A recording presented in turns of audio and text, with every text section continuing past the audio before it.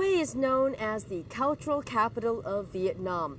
It's also south of one of the most fought-over regions during the war, Quang Tri and the route to the north. Son of a South Vietnamese commander, writer Andrew Lam spent his childhood years here. We asked Andrew to come back and look at Vietnam from the perspective of someone on the losing side of the war. Sometimes Vietnam comes back to me in a dream as a simple sound. I am a small boy of 8 or 9. I lay awake listening to the murmurs of my own heart. Ba-boom, ba-boom, ba-boom. And suddenly, the sounds are those of exploding B-52 bombs which echoed from a distant battlefield.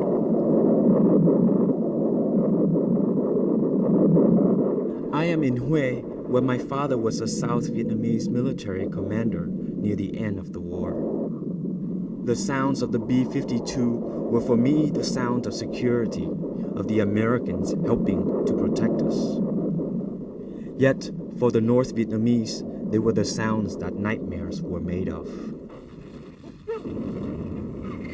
At the time I was very small, so I go with my mother, and the plane came, and we rushed into the shelter. And when we was the shelter, we feel very frightened, of course, because plane is something very, very powerful, yeah. And the bombing is very dangerous for every people. But our family belonged to the South, and though I was 11 when the war ended, I was already profoundly marked by war. In 1972, my father was called in to turn the tide against North Vietnamese troops who had invaded Quang Tri province across the DMZ, or demilitarized zone dividing North and South. The South Vietnamese are locked in a head-on clash for supremacy over the area just south of the DMZ. The fate of South Vietnam's northern province seems to rest on the shoulders of soldiers like these, and it also seemed to be the hopes of the American policy of Vietnamization. With the help of American bombing under my father's command, we beat back the North Vietnamese then. My father took us to see the aftermath of those terrible battles. 27 years later, I came back to scenes of my childhood memories. This is the closest landing strip to the DMZ in Quang Tri, and as you can see, it's all bombed out. My father used to fly here from Hue, landing his helicopter, and once in a while he would take me and my brother. Our family flew out of Vietnam 2 days before Saigon's collapse. In San Jose, California, I recently asked my father about the old battlefields. Why did you take me and my older brother and sister out there? Because I want you to face the suffering of the people, and also I want you to recognize the sacrifice of the young Vietnamese soldiers who died for the cause of freedom and democracy. To us as kids all those years ago, the world was so simple then. There was a civil war, and we belonged to the South. This is the land we were fighting over. This is the land my father was sworn to protect.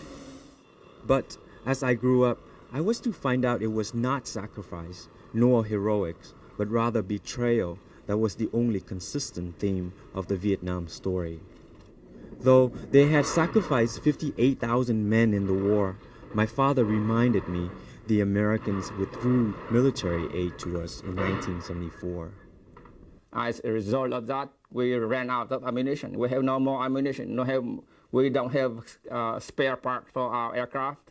We don't have fuel for our trucks. So we have no air support. So that's why we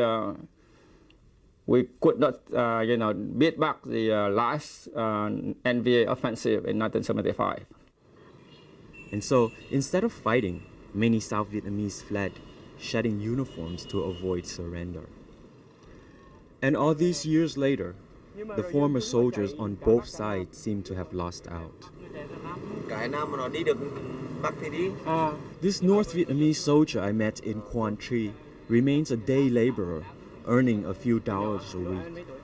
Not much reward for winning the war. The soldier turned cyclo driver was on the losing side. He has grown resigned to his fate. He said that he knows a lot of cyclo drivers who were high-ranking officers in the South Vietnamese Army who are still doing it after 25 years. The ultimate betrayal, I think, is the one against memory. 25 years on, Vietnam is at peace and flourishing.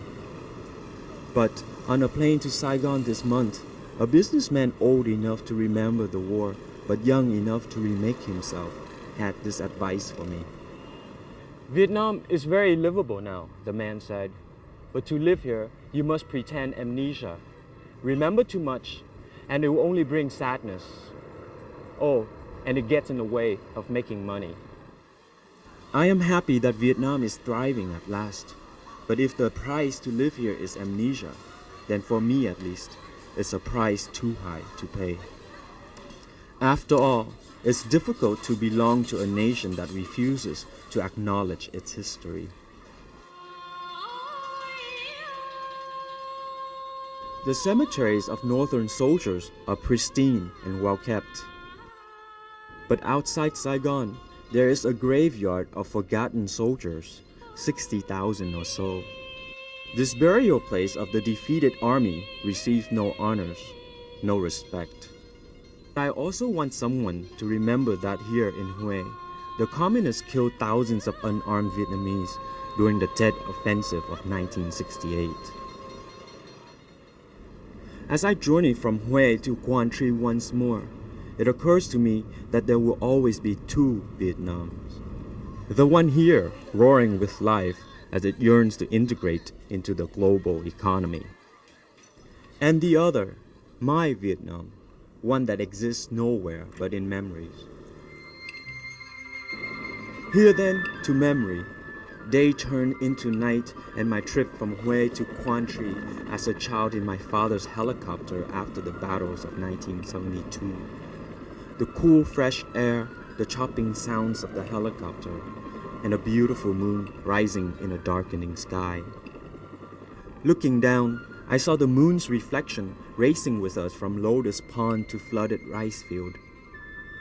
The rice had ripened, and its fragrance reached my nostrils, along with the smell of the dead killed in battle.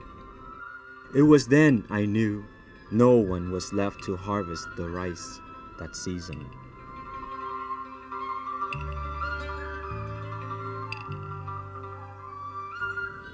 Andrew Lam's essay on Hope Amid Betrayal.